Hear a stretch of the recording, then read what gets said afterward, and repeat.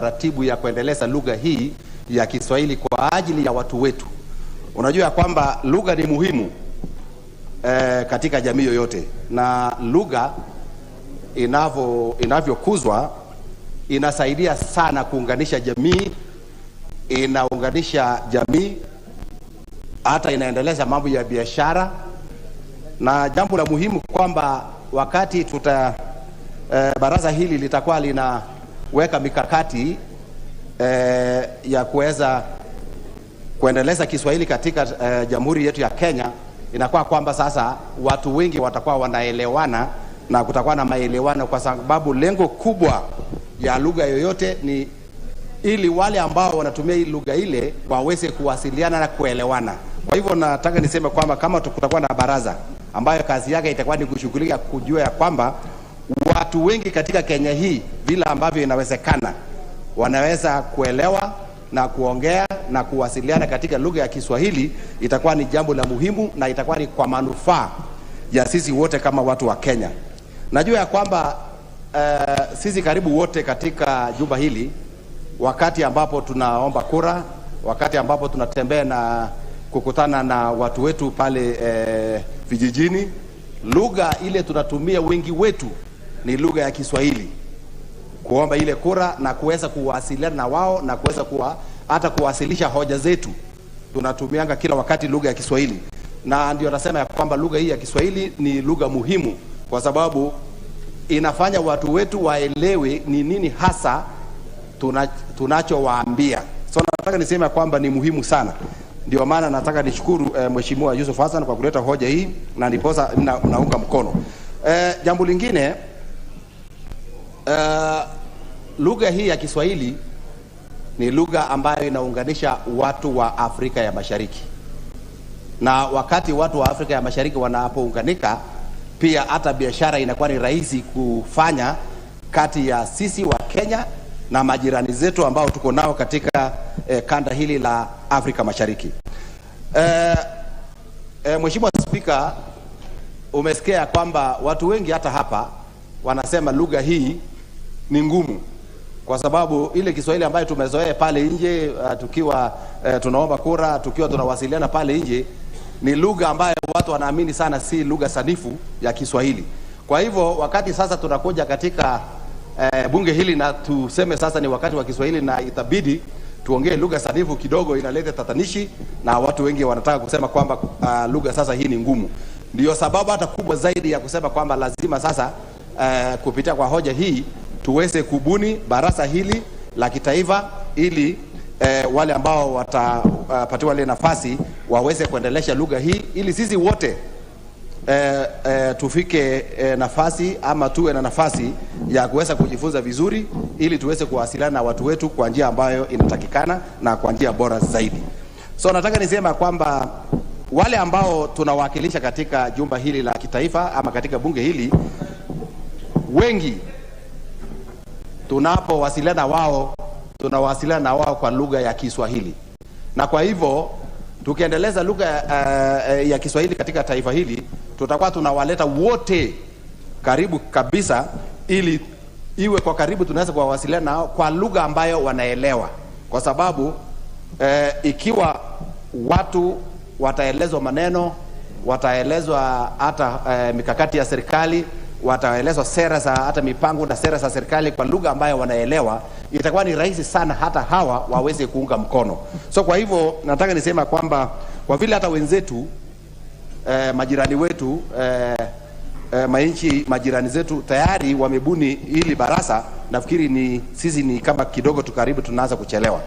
Na ikiwa kwamba sisi wote kuanzia viongozi sisi tulioko hapa, ikiwa kwamba tutaweka kipaumbele lugha ya Kiswahili, itamaanisha kwamba vile vile wale ambao tunawaongoza pia wataiga sisi na wataendeleza pia Kiswahili kwa njia moja ama nyingine, na hiyo italeta uzalendo katika taifa hili, kwa sababu sisi wote kuanzia kwa viongozi mpaka wale ambao tunaongoza tutakuwa tunaongea kwa lugha ya Kiswahili. Kwa hivyo nataka niseme ya kwamba sisi wote tujitoe, na tukipata nafasi yoyote hata ya kuhutubia, kama inawezekana tuweze kuhutubia kwa lugha ya taifa, kwa lugha ya Kiswahili, ili watu wetu pia waweze kuiga hiyo mfano, na kwa pamoja sisi wote tuweze kuongea lugha ya Kiswahili na tuweze kuendeleza lugha ya Kiswahili kuendelea hapo mbele.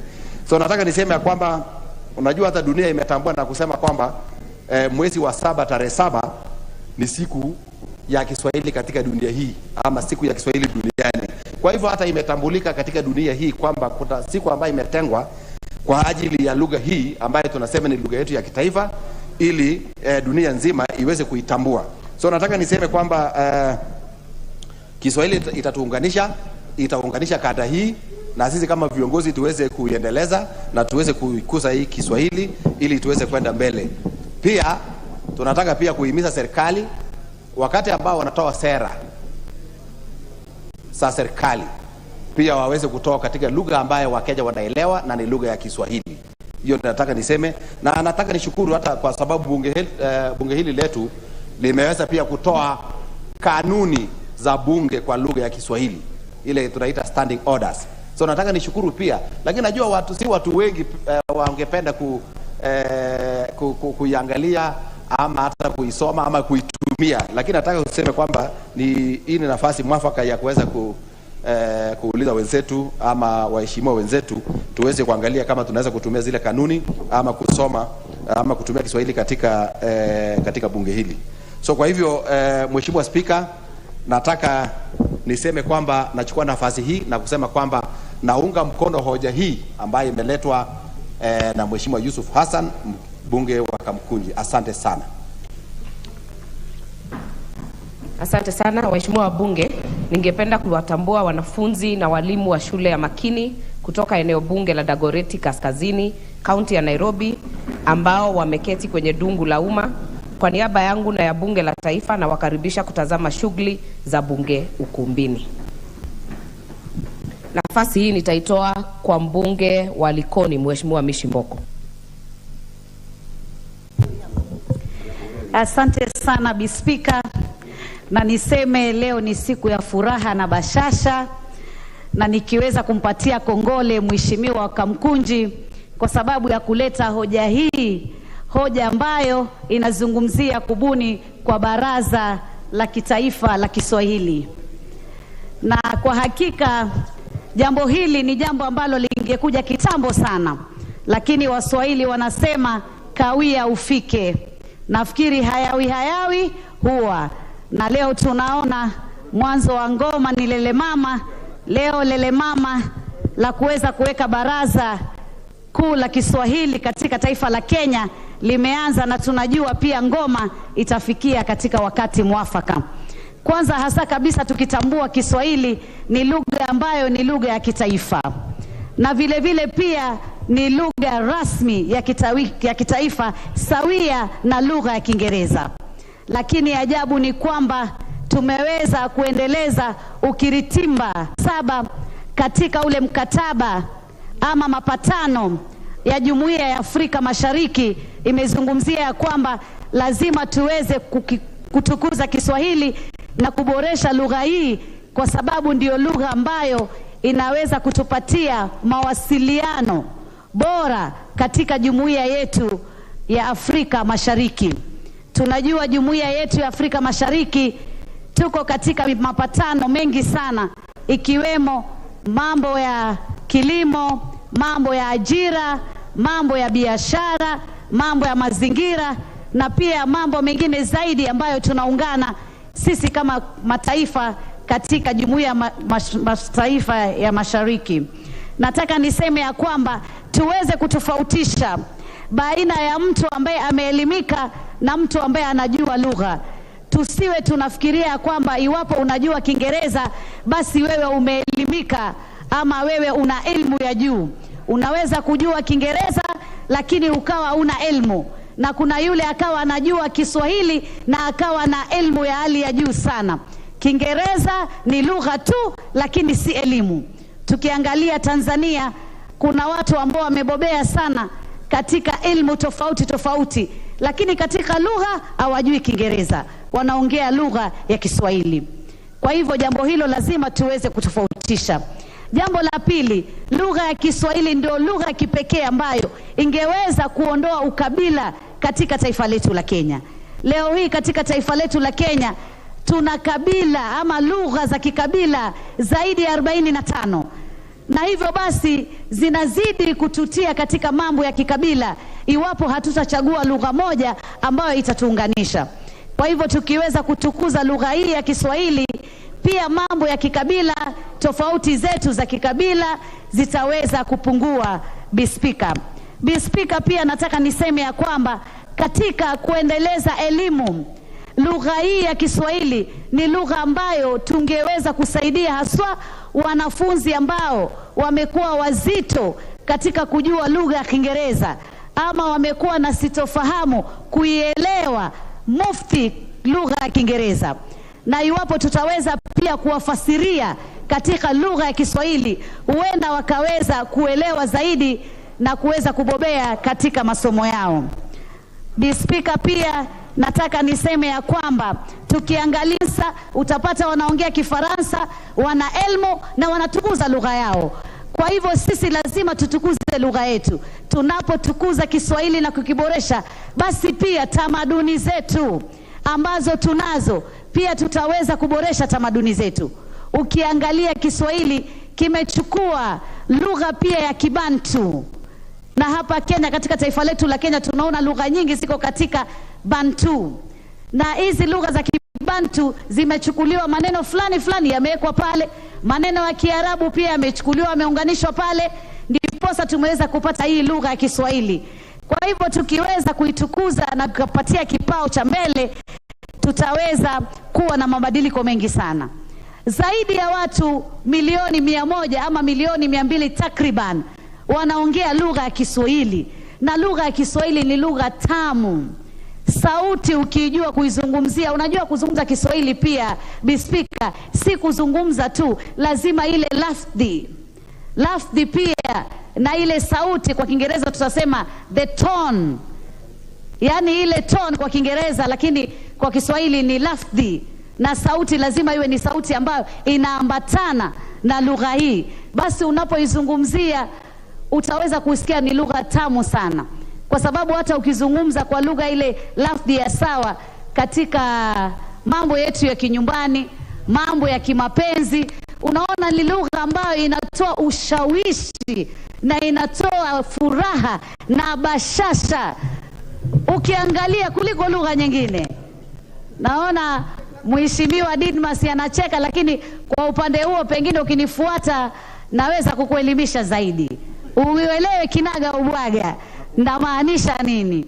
Kwa hakika Bispika, sisi tunahitajika tuingie katika historia kama wenzetu wa Tanzania, na pale Zanzibar pia wameweza kutengeza baraza hili la Kiswahili, na sisi tukiwa ndio ile kwa Kiingereza tunasema the big brother, ama wale makaka wakubwa katika jumuiya yetu ya Afrika Mashariki, tunatakana sisi ndio tuwe tunaongoza katika mpango kama huno, ili tuweze kuboresha muungano wetu na kuweza hata kuboresha mambo yale ya kisiasa ambayo yanataka kujumuishwa katika jumuiya ya Afrika Mashariki, ile kwa Kiingereza kwa wale ambao hawajaelewa ni ile political federation.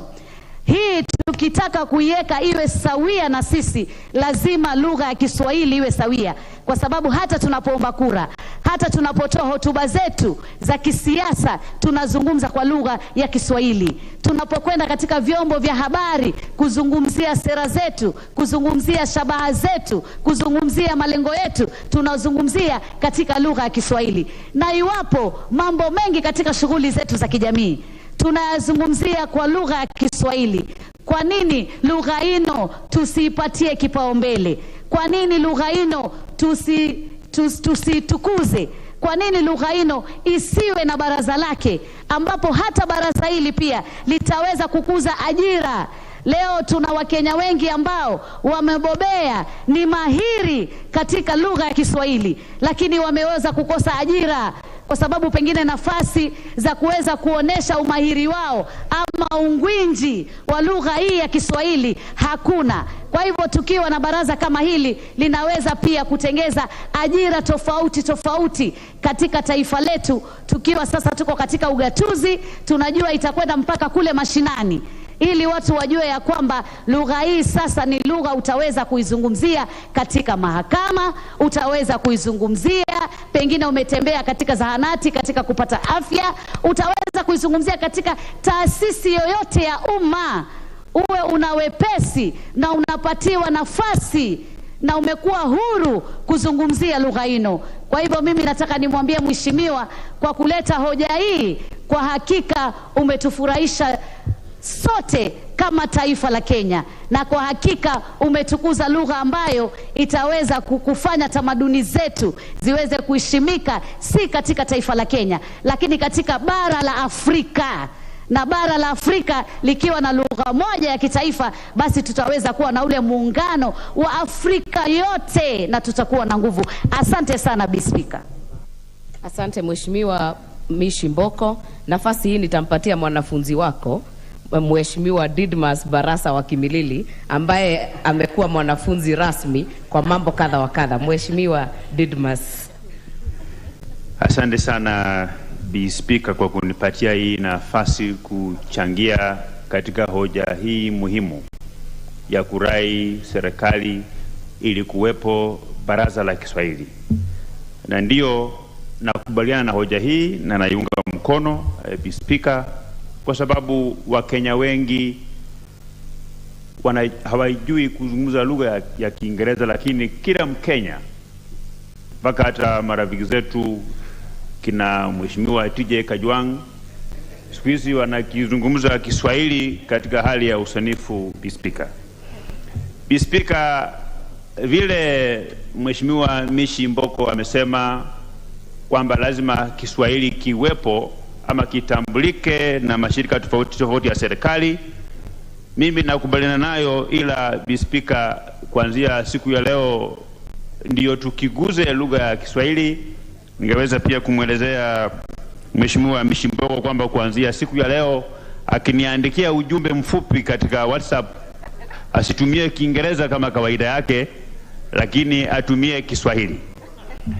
Na vile vile Madam Speaker, Bi Speaker, ningeweza kufurahi siku ya leo kwa sababu shule moja iliyoko hapa ya Serare, msichana yangu ya kwanza anaitwa Chelsea Didmas yuko pale ananiona. Wiki iliyopita alikuwa akishinda akinifundisha Kiswahili, na nafikiria hiyo ni jambo mzuri sana, na nampongeza mheshimiwa kwa kuleta hoja hii, kwa sababu wapo wagonjwa wengi ambao wakienda kutafuta huduma ya matibabu pengine wanapata daktari ambayo hajui ama haelewi lugha ya Kiswahili, na mara mingi ukienda kutibiwa unazungumza kwa kumwelezea daktari sehemu za mwili yake ambayo unasikia maumivu, ninakuwa ni vigumu kwa daktari yule na mgonjwa kuweza kuwasiliana katika nafasi nzuri. Kwa hivyo kuwepo kwa baraza la Kiswahili katika nchi ya Kenya itawalazimisha kwamba hata wale ambao wanatoka katika nchi za ukaibuni ambao wanafanya kazi hapa katika nchi yetu ya Kenya hapa, itawalazimu waende skuli wajifundishe jinsi ya kuzungumza na kuelewa lugha ya Kiswahili, vile ilivyo desturi ya Wakenya wengi ambao wanatafuta nafasi za kazi katika nchi ambazo hazizungumzi Kiingereza, na inabidi kwamba wakifika kule wanajifundisha lugha zao, kama ni za Kifaransa, kama ni za Uturuki, kama ni lugha za Kiarabu. Kwa hivyo pia itakuwa ni vizuri nchi ya Kenya tukiwepo na baraza la kuu ya lugha ya Kiswahili, na pia tuweze kuona kwamba pia kandarasi nyingi ambazo kampuni nyingi za Kenya zinafanya kandarasi kuwe nafanywa katika lugha ya Kiswahili. Kuna bidhaa zingine mwananchi wa kawaida akienda kununua, unajua, na hajui Kiingereza. Juzi ndo nimejua kwamba spare parts katika lugha ya Kiswahili nimefundishwa na Mishi Mboko kwamba zaitwa vipuri. Sasa ukienda katika, kuna siku moja gari langu liliharibikia kule Mombasa, na kwenda kutafuta gearboxi, kutafuta sijui plugs, ikakuwa ni matatizo. Kwa hivyo ilikuwa ni kama nimekaa hapo katika siku mbili, mpaka nikatafuta rafiki yangu mwingine Mswahili, ndio akaenda akaelezea yule mwenye duka kwa lugha ambaye alikuwa anaelewa kama anataka vipuri vya gearboxi, ndio gari langu likatengenezwa, Madam Speaker. Kwa hivyo natarajia kwamba kama kungekuwepo na baraza la Kiswahili katika nchi ya Kenya, singesumbukana, ningeweza tu kwenda katika duka na niseme nataka kifaa fulani, na mambo yanakuwa mzuri, Speaker.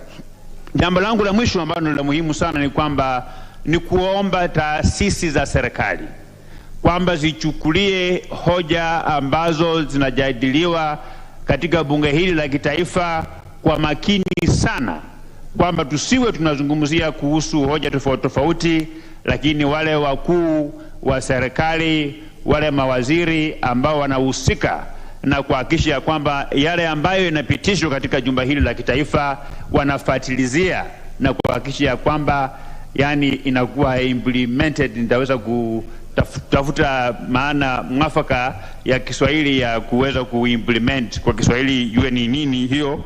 Hapo kidogo Madam Speaker imeniganganya, lakini Bwana Speaker imeniganganya, lakini nitajaribu kujifundisha na kwenda mbele. Na nashukuru vile pia sasa hivi tuko na Bwana Speaker ambaye pia hivi majuzi nimeona lugha yake ya Kiswahili imeanza kuwa sanifu sana, na atakuwa katika mstari wa mbele kuhakikisha kwamba serikali ya Kenya inahakikisha kwamba mswada huu ambao tunauzungumzia wa kuwepo wa baraza ya lugha ya Kiswahili unaweza kutimizwa, ili kwamba kila Mkenya popote alipo ajue Kiswahili vile lugha ya taifa na inakubaliwa katika sehemu zote zile. Nimeshangaa hivi majuzi nimekuwa katika nchi ya Afrika Kusini, nikakuta kwamba kuna Wanaafrika Kusini wanazungumza Kiswahili. Nimekuwa katika nchi ya Kongo, Wakongomani wanazungumza Kiswahili. Nimekuwa katika nchi ya Uganda, Waganda wanazungumza Kiswahili. Kwa hivyo sisi lazima pia katika Jumuiya ya Afrika Mashariki lugha ya Kiswahili ikuwe ndio mojawapo ya lugha ya kijiregionia, ili kila mwana East Africa, kila mwana Afrika Mashariki akwe kwamba anaweza kukizungumzia Kiswahili. Na wale watu ambao wanakuja nchi yetu hii ya Kenya kutoka mataifa tofauti, mataifa ya Ufaransa, mataifa ya nchi za miliki za Kiarabu, vile wakija hapa wakuwe na nafasi pia ya kuchangia katika kwenda skuli ya kujifundisha kukizungumza Kiswahili, kutafutisha Kiswahili, ndiye ikuwe mzuri ya kwenda mbele. Hata ningependa serikali ya Kenya pia kwa kufuatilia umuhimu wa hoja hii, tukikwepo na kongamano za kiinternationali ama za kimataifa, kwamba tuwepo pia na mkalimani wa lugha ya Kiswahili. Atakuwa anatafsiri lugha ya Kiswahili kwa lugha ya Kiingereza, kwa lugha ya Kifaransa, ili wale ambao wanahudhuria kongamano hiyo kutoka nchi ambazo hawakielewi Kiswahili wasiweze kusikia yale mapendekezo ama matamshi ama mahojiano ambayo itakuwa inafanywa katika lugha ya Kiswahili. Kwa sababu Bwana Speaker, mimi nikienda katika nchi kama za Kifaransa ama zile nchi za West Africa, unakuta ya kwamba mazungumzo mengi yanafanya katika lugha ya Kifaransa, na kunakuwa na mkalimani ambaye anatafsiri kutoka kwa lugha ya Kiingereza hadi kwa lugha ya Kifaransa, ama kwa lugha ya Kifaransa hadi kwa lugha ya Kiingereza, ili wale ambao wanahudhuria kongamano hiyo pia waweze kufahamu na kuelewa yale ambayo yanajiri, yale ambayo yanazungumziwa. Na nichukue pia nafasi hii ya kumpongeza tena kwa dhati Mheshimiwa Yusuf kwa kuweza kuleta hoja hii ambayo muhimu sana. Na kwa mara ya kwanza, Bwana Speaker, nimeweza kuona rafiki yangu mbunge wa Embakasi East Bwana Babu Owino amekuwa amebeba kitabu ya kamusi hiyo ya Kiswahili. Wakati Mheshimiwa Mishi Mbogo alikuwa akizungumza, alikuwa anapitia ile kamusi ndio ajue umuhimu ya ile Kiswahili. Na ningeomba Bwana Speaker, unajua huyu rafiki yangu Babu Owino amekuwa akifundisha wanafunzi wa form 4 katika mtandao wake wa Facebook, na ningemuomba kuanzia kesho pia aweze kufundisha kwa kutumia lugha ya Kiswahili. Kuna wanafunzi wengi hapa Kenya ambao hawaelewi ile kizungu yake, ile Kiingereza yake ile kubwa kubwa. Kwa hivyo Mheshimiwa Mishi Mboko na kupongeza na nakuomba kwa siku ya leo pia umuorodheshe Mheshimiwa Babu Owino kama mwanafunzi wako wa Kiswahili, kwa sababu Kiswahili chake ni mbovu sana na hakieleweki anapozungumza Kiswahili. Kwa hiyo yote, Bwana Spika, naunga mkono hoja hii.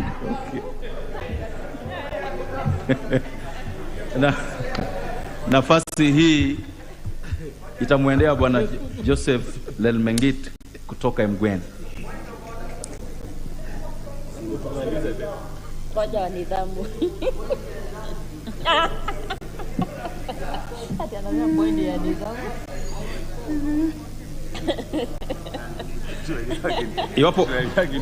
Iwapo Mheshimiwa Joseph Lelmengit hayupo, nafasi itamwendea Bwana Robert Kukose. Nashukuru Bwana Spika kunipa nafasi hii ili niweze kuchangia mswada huu ambaye imeletwa na Mheshimiwa Yusuf Hassan, mbunge wa Kamukunji, ambayo hoja lake ni kubuni kamati ya Kiswahili ya kitaifa la Kenya. Bwana Spika, lugha yetu ya Kiswahili ni lugha safi, na itakuwa ni mzuri Kiswahili ikienda sambamba na Kiingereza, kwa sababu unajua mambo mingi yale tunaongea katika dunia hii, lugha ambayo tunaitumia ni lugha ambayo inatakana kutuwezesha kufanya shughuli kadha wa kadha, hasa shughuli za kibiashara, shughuli za kimasomo, shughuli za hata matibabu. Hata mimi kama daktari, Bwana Spika, mara mingi unapoongea na mgonjwa akuelezea ugonjwa wake kwa lugha ambayo unaweza kuielewa, kwa sababu unajua wengine wanapoongea wanaweza tumia lugha ambayo haieleweki, na hasa kisasi cha kisasa ambapo wanatumia lugha ingine, lugha ya mtaa, lugha ambayo inaitwa sheng, ambayo kwa mfano rafiki yangu Mheshimiwa Babu Owino, yeye ni mtu wa kuongea lugha ya sheng, pamoja na kule mjumbe wa jirani yangu ya Saboti Mheshimiwa Kale Pamisi. Hawa ni vijana ambao lugha yao ni sheng, na hiyo ni kupoteza lugha yetu ya Kiswahili, kwa sababu sheng sio lugha ambayo inaeleweka kwa Wakenya wengi na taifa nyingi. Unajua wanasema Kiswahili kilisaliwa kule Zanzibari. Mbunge wa Embakasi East. Ni Embakasi Mashariki, Bwana Spika. Okay. Mbunge wa Embakasi Mashariki. Asante sana Bwana Spika. Nilikuwa nimekuomba nidhamu wa hoja, lakini siwezi kublame hoja la nidhamu. Hoja la nidhamu. Lakini itabidi siwezi kukublame Bwana Spika. Itabidi utuambie ni kifungu gani. Asante sana Bwana Spika. Tumesikia Mheshimiwa Pukose amenitaja ya kwamba mimi huongea tu mambo ya Kisheng, ile lugha ambayo si inayoleweka. Bwana Spika, nataka kuambia ya kwamba leo hii nimejawa na bashasha mpwekwe chakari ja kunguni. Maanake tunatukuza Kiswahili Bwana Spika. Lakini Bwana Spika, nimeona wabunge hapa wengi wao hawaelewi hii lugha. Kwa hivyo ni muhimu sana Bwana Spika, wabunge warudi shule wasome lugha ya Kiswahili. La mwisho nikisema juu yake Bwana Spika, Mheshimiwa Babu Owino, ndio Bwana Spika, tueleze kwamba ni kanuni gani ama kifungu gani? Nataka kujibu mwenzangu kwa sababu alisema mimi naongea tu lugha ya Sheng. Utamjibu kwa nafasi yako tafadhali. Bwana Spika, Nyakanga na Vikaramba hawakukanyaga. Asante Bwana Spika. Unajua Babu lahaja ila anaongea sijui ni Kiswahili ambayo haijakuswa kwa njia ambayo ni safi. Bwana Spika, wanasema Kiswahili kilisaliwa kule Zanzibari na Tanzania. ikawa inalelewa hapa Kenya na ikakufia kule Uganda na ikasikwa kule Kongo. Lakini majirani zangu, kwa sababu mimi natoka kule jirani na nchi ya Uganda, kwa sasa nchi jirani ya Uganda imeanzisha Kiswahili katika shule za msingi na pia shule za sekondari. Kwa hivyo nafikiri Kiswahili sasa inaendelea kuamuka, na kwa hivyo Mheshimiwa Hassan anapolete hoja hili, hilo hoja iko kwa wakati ya ufahao, kwa sababu tukiwa na kamati ya kitaifa ya Kiswahili, hiyo kamati itashughulika sio kulazimisha Kiswahili kutumike mahali haifai, but itahakisha kwamba lugha ambayo inatumika katika Kiswahili ni lugha ambayo ni nathiri ama lugha ambayo inakubalika kwa kila mtu, kwa sababu unajua Kiswahili ilibuniwa kati ya Bantu na Kiarabu. Kwa hivyo lazima tuhakishe kwamba Kiswahili ambayo tunatumia ni Kiswahili ambayo ni sanifu, so that Kiswahili sanifu inatumika kwa mambo yote, kwa sababu hii Kiswahili unakuta kwamba katika jamii zingine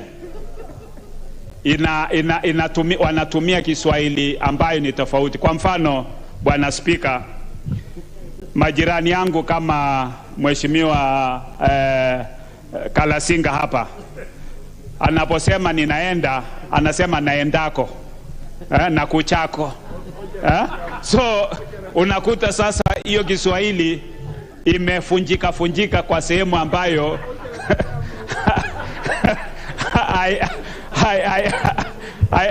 haitumiki kwa vile lakini sisi wale majirani ya Kalasinga tunaelewa. Akisema ninakuchako bwana, then ninafahamu kwamba Mheshimiwa Kalasinga yuaja na anamaanisha kwa njia mzuri, lakini mtu kutoka sehemu nyingine hataelewa.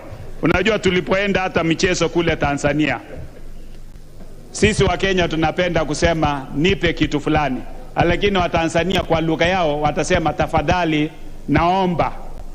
Na sisi wa Kenya hatutaki kusema mambo tafadhali, naomba. Sisi tunasema ni lete hii.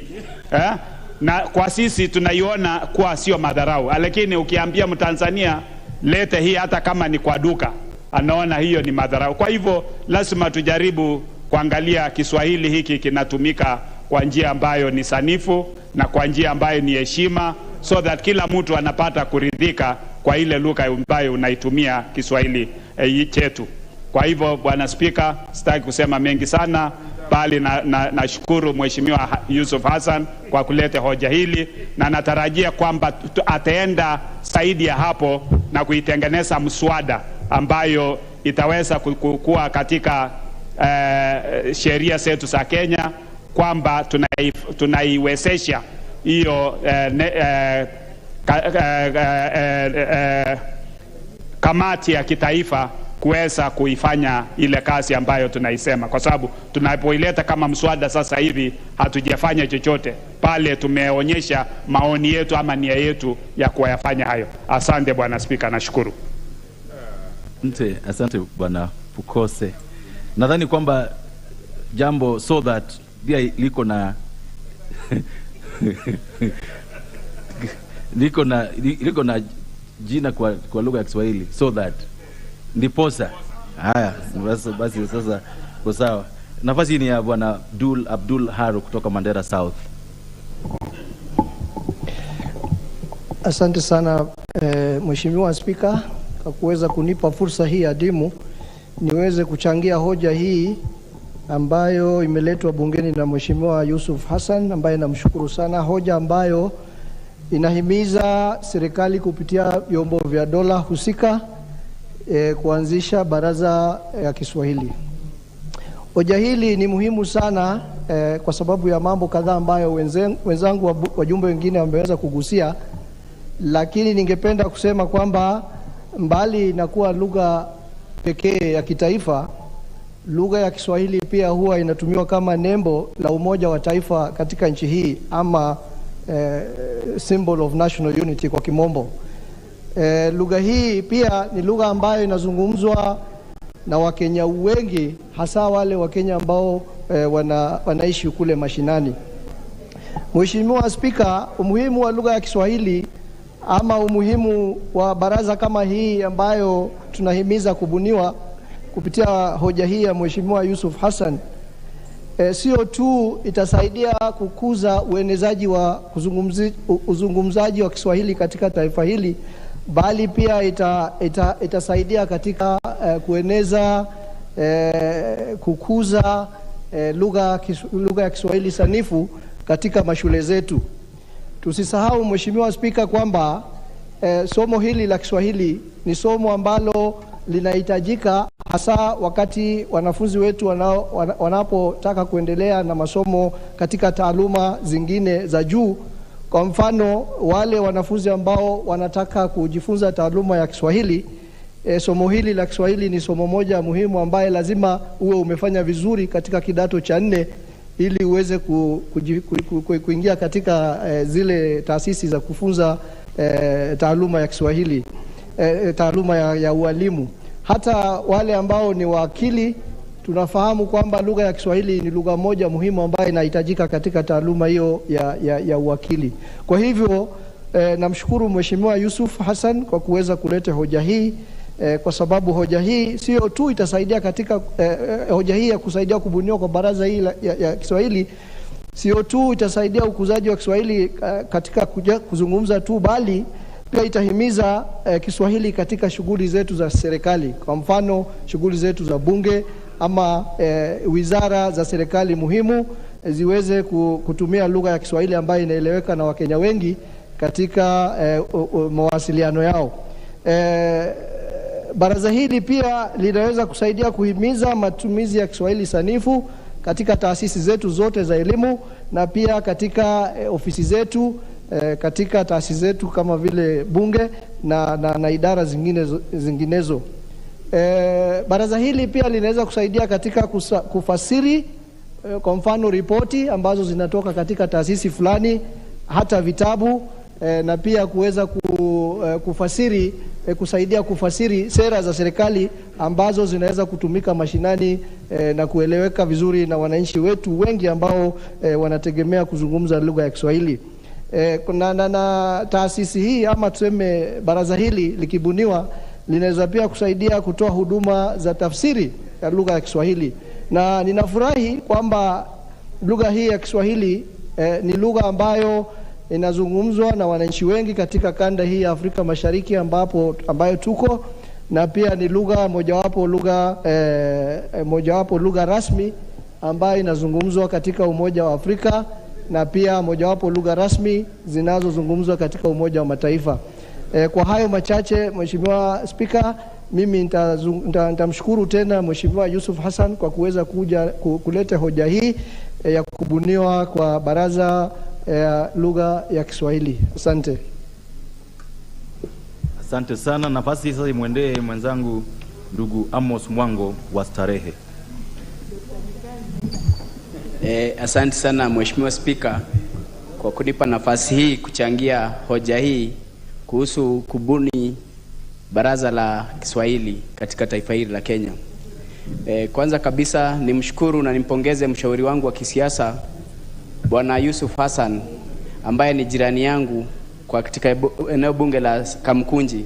Manake ameleta huu mswada bungeni kulingana na yale tunayopitia kama wanabunge wa hili eneo la Nairobi.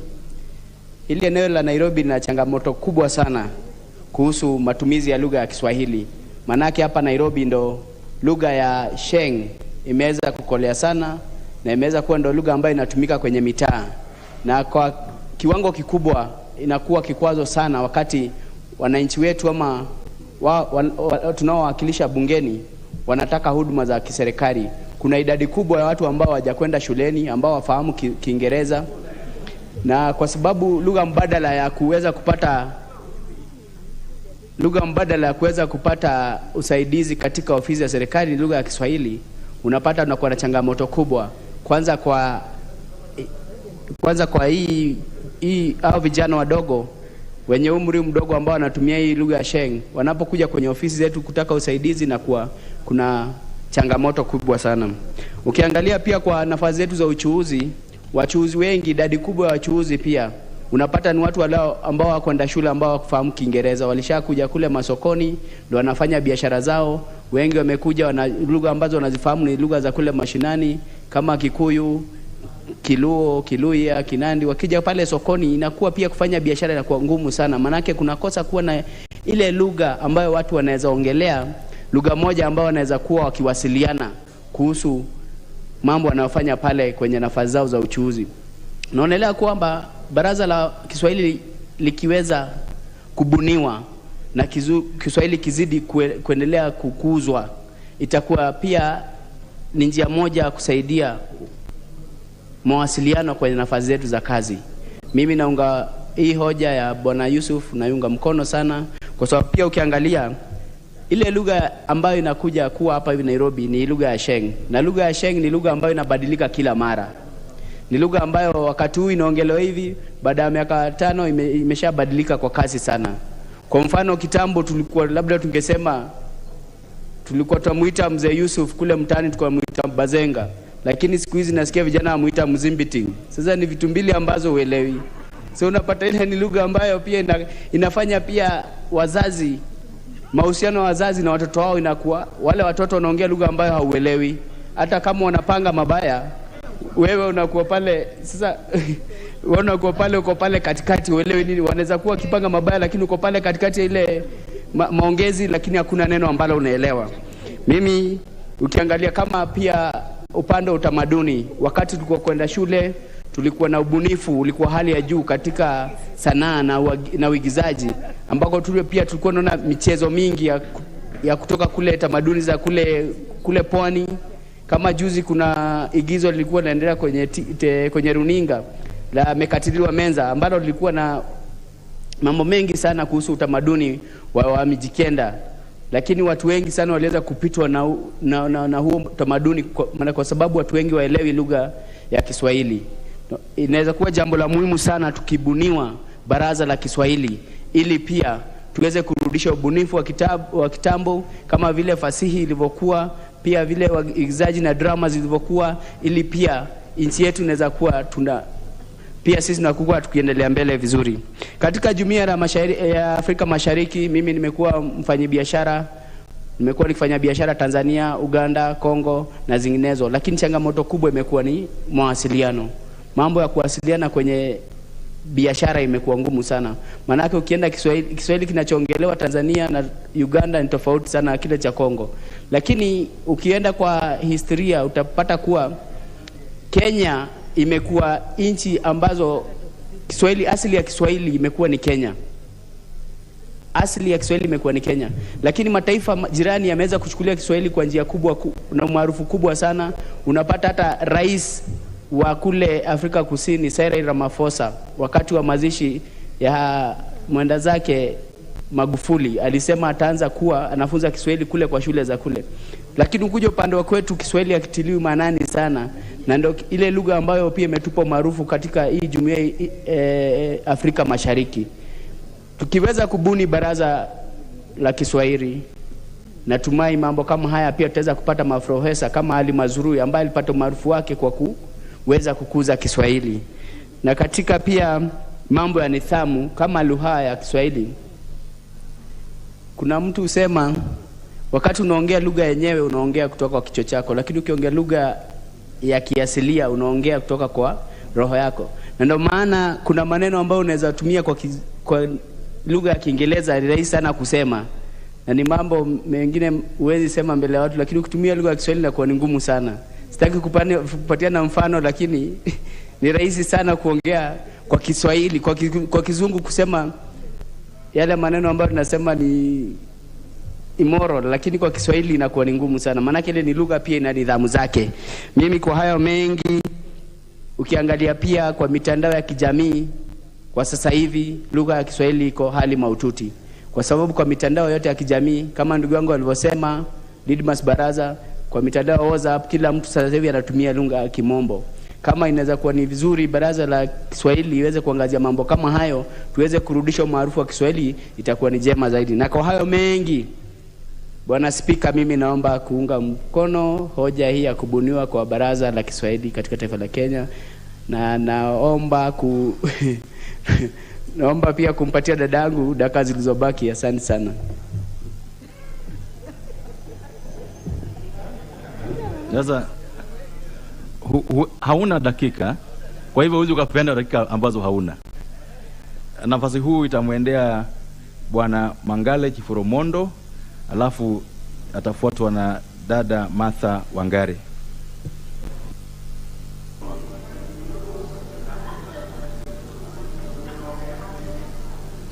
Iwapo Bwana Kiforomondo hayupo, nafasi ni ya Paul Mwirigi.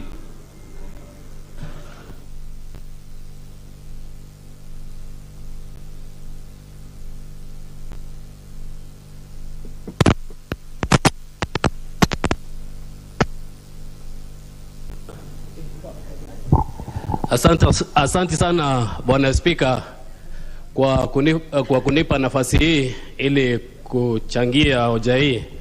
Lakini kabla ya nifanye hivyo, Bwana Spika, hebu niwashukuru wananchi wangu wa Igembe Kusini kwa kunipa nafasi ya pili ya kuwaongoza. Bwana Spika, ni wengi ambao waliodhani ya kwamba sisi vijana hatuna ubunifu wa kufanya kazi na kuwasaidia wananchi. Na kwa hivyo wengi waliona ya kwamba nitakuwa kiongozi wa eneo bunge la Igembe Kusini kwa miaka 5 na baada ya hilo nisaulike. Lakini nawashukuru sana wananchi wangu kwa kunipa nafasi ya pili ili niweze kuwahudumia. Kama vile ambavyo niliweza kuwaambia ya kwamba nitaweza kuwahudumia kwa uaminifu na pia kutenda kazi zaidi ya vile ambavyo nilivyofanya miaka 5 iliyopita. Kwa hivyo nawashukuru sana na naomba Maulana aweze kutupa nguvu kwa hii miaka 5 ili niweze kuwahudumia vyema. Bwana Spika, nimpe kongole sana Mheshimiwa Yusuf kwa kuleta huu mswada katika bunge hili. Bwana Spika, unafahamu fika ya kwamba lugha ya Kiswahili ni lugha ambayo imedhalilishwa sana katika taifa hili. Na ila hali tunajua lugha ya Kiswahili ni lugha ambayo ni ya kitaifa na pia lugha ambayo imekubalika katika katiba yetu kutumika kama lugha rasmi. Na kwa hivyo Bwana Spika, wakati ambapo mheshimiwa ameleta hii hoja ya kubuniwa kwa baraza la Kiswahili katika taifa hili, ni baraza ambalo litaweza kuchangia pakubwa kuhakikisha ya kwamba lugha hii imeweza kupata matumishi yake katika taifa hili. Kumbuka Bwana Spika, kila wakati huwa tunasema taifa hili letu ni taifa ambalo lililojengeka katika Kiswahili. Lakini wakati ambapo tunaenda katika mikutano mikuu, tunaendelea kutumia ile lugha ambayo ililetwa na mkoloni hapa, bila sisi wenyewe kujielewa ya kwamba tuko na lugha na tuko na utamaduni ambao Bwana Spika tunaoweza kuhifadhi. Kwa hivyo wakati ambapo ili baraza litaweza kubuniwa, litaweza kusaidia ili taifa katika kushirikiana kwa pamoja na pia kuleta umoja katika taifa hili. Sababu wakati ambapo wananchi wanazungumza kwa lugha moja, wakati ambapo wananchi wanazitupilia mbali zile kabila zao, sababu lugha hii itakuwa lugha moja, na kwa hivyo Wakenya wote watakuwa kabila moja, sababu watakuwa wameunganizwa na hii lugha. Bwana Spika, itaweza kutusaidia pakubwa na itaweza kuinua ama kuimarisha jamii yetu kwa vile ambavyo itaweza kuiunganisha. Kwa hivyo Bwana Spika, napongeza sana Mheshimiwa Yusuf kwa kuileta ama kwa kuleta hoja hii katika bunge hili, na naomba sana wizara ambayo inafaa kuangazia utekelezaji wa hii baraza, Bwana Spika, iweze kuitilia mkazo wakati ambapo bunge hili litaipitisha.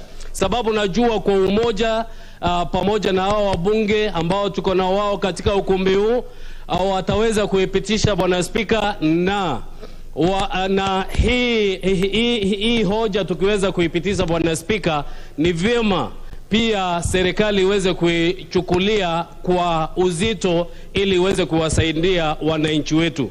Vile vile, Bwana Spika, ningeomba sana katika taifa hili Wakenya na pia shule kwa wingi, hiki Kiswahili kiweze kutumika katika shule zetu ili kuweza kuimarisha, Bwana Spika, utamaduni wetu, ili wanafunzi waweze kuelewa mahali ambapo hii nchi imeweza kutoka na mahali ambapo tumeweza kufika.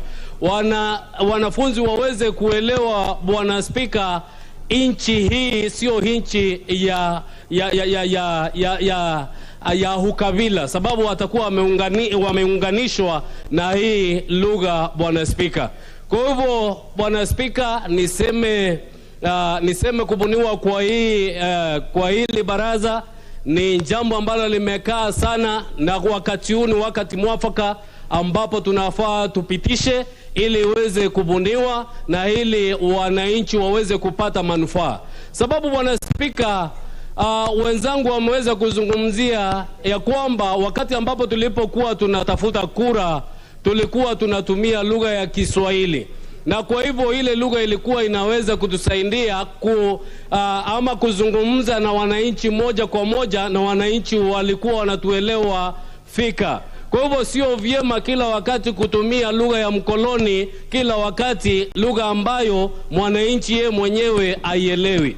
Kwa hivyo, Bwana Spika, hii lugha ningeomba hata kama inawezekana vile ambavyo ilikuwa inasemekana lugha rasmi ya Kiingereza iweze kutumika kutoka Jumatatu mpaka Ijumaa, Bwana Spika, iwe kinyume kutumia lugha ingine ambayo isiyokuwa ya Kiswahili, Bwana Spika, kwa wakati mrefu, kuwe ama ihimizwe ya kwamba Kiswahili kiweze kutumika.